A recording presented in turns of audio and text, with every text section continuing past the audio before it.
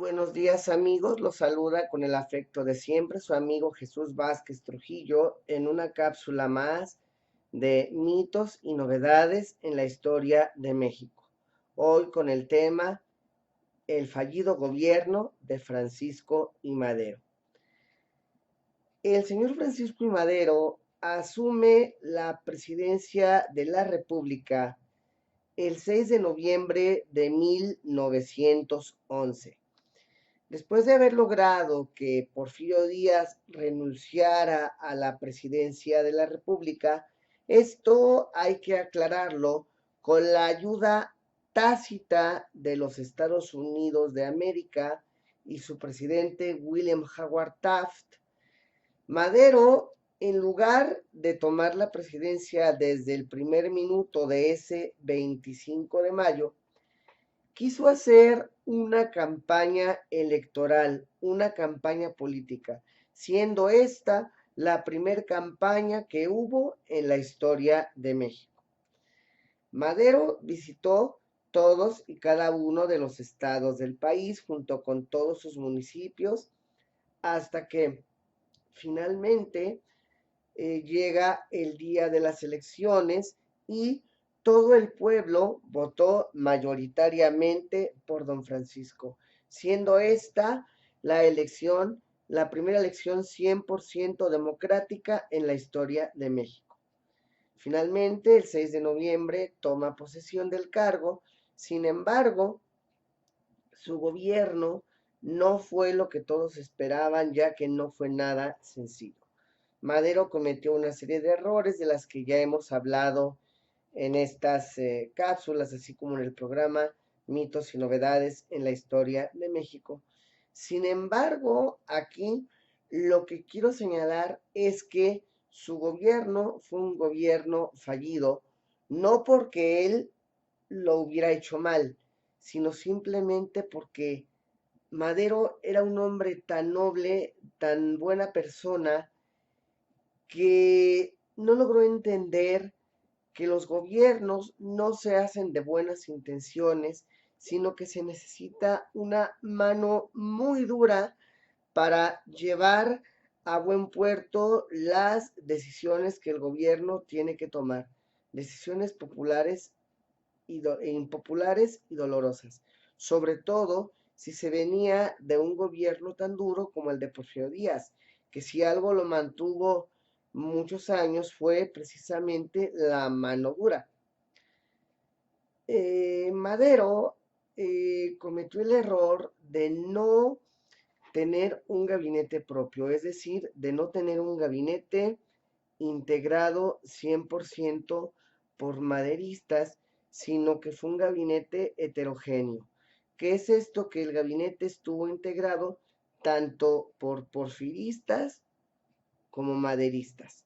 Además de que los maderistas se negaban a obedecer las instrucciones, los porfiristas se negaban a obedecer las instrucciones que el presidente Madero les daba, eso sin contar con que los legisladores porfiristas, tanto diputados como senadores, no aceptaban las iniciativas que Madero presentaba.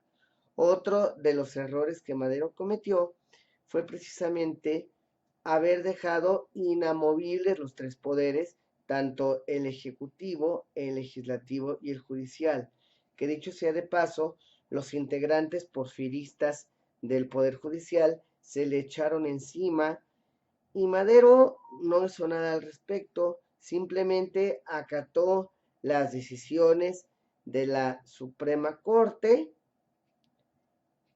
y se plegó a sus dictados. Eso sin contar con que gracias a las intrigas de Francisco León de la Barra, que se dedicó a socavar la legitimidad del régimen de Madero, esto es, poner en tela de juicio la eficientez del régimen o todo lo que el señor Madero decía. Esto hizo que Emiliano Zapata, uno de los primeros en adherirse al plan de San Luis, se le revelara a Madero, proclamando el plan de Ayala el 25 de noviembre de 1911, tan solo a 19 días de que Madero haya tomado la presidencia de la República.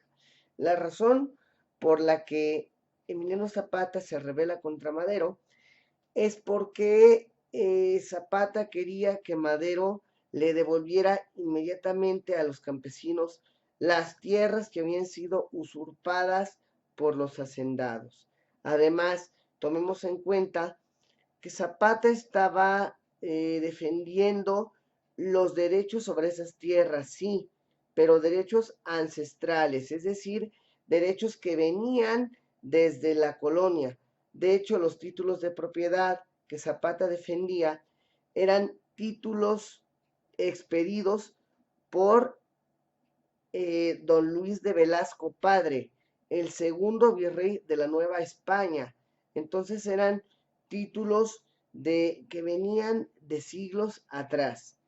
Por eso para Madero era muy complicado, ya que él todo lo quería hacer de manera institucional.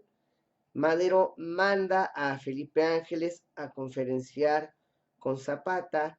Después se le levanta Pascual Orozco porque no tuvo un cargo de primer orden en el gobierno. Finalmente, los Estados Unidos, esos mismos que lo pusieron en la presidencia, se levantan en su contra por intrigas del embajador Henry Lane Wilson, quien detestaba a Madero por el hecho de que Madero se negó a seguirle dando a Wilson una especie de emolumento o gratificación extra que Porfirio Díaz le daba al diplomático estadounidense, aparte del sueldo que percibía como embajador, pues pretextaba que el sueldo que percibía como embajador no le era suficiente para solventar sus gastos personales.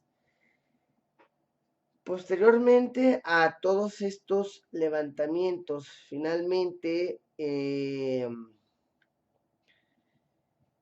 Victoriano Huerta, a quien Madero había puesto al frente de las tropas federales para combatir a los rebeldes que se habían levantado en su contra, se vuelve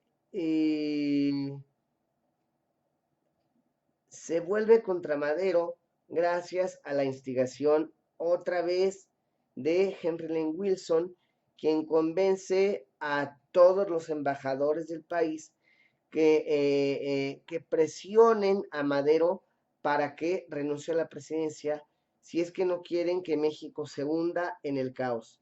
Los únicos que no caen en el chantaje de Henry Lane Wilson y protegen a Madero y a su familia son los embajadores de Cuba, Manuel Márquez Sterling, y de Japón, Komaichi Origuchi. El primero gestiona que Madero y su familia salgan de México y se vayan a La Habana, Cuba. Y el segundo le da asilo a la familia presidencial en la sede de la embajada japonesa en México. Finalmente, Madero, no pudiendo combatir eh, a todos estos inconformes, se descorazona y dice, ¿creen que un gobierno que no castiga, eh, que no fusila, que no condena, que no ahorca, que no mata, es imposible de sostenerse? Pues prefiero hundirme con la ley que sostenerme sin ella. Además de que él era un hombre completamente demócrata, pero eso el pueblo no lo entendía, porque el pueblo no sabía lo que era la democracia. Madero quería democracia para el pueblo, pero el pueblo no sabía lo que Madero quería para él. Finalmente, sabemos cómo terminó todo. Francisco I. Madero es obligado a renunciar a la presidencia, es llevado a la Intendencia de Palacio Nacional y finalmente es ejecutado la noche del 22 de febrero de 1913 a espaldas de la penitenciaría de Lecumberri, poniendo como pretexto que había intentado escapar de sus captores. Y ese es el triste final de un hombre bueno, pero que sin embargo esa bondad le impidió gobernar con eficiencia. Muy bien, amigos, yo me despido, no sin antes recordarles que me pueden contactar en mi página de Facebook, Mitos y Novedades en la Historia de México, a través de mi Facebook personal, Jesús Vázquez Trujillo, a través de mi número de WhatsApp y Telegram, 477-2477-110, a través de mi número de Telegram y WhatsApp, eh, a través de mi correo electrónico jjvt1984 outlook.com.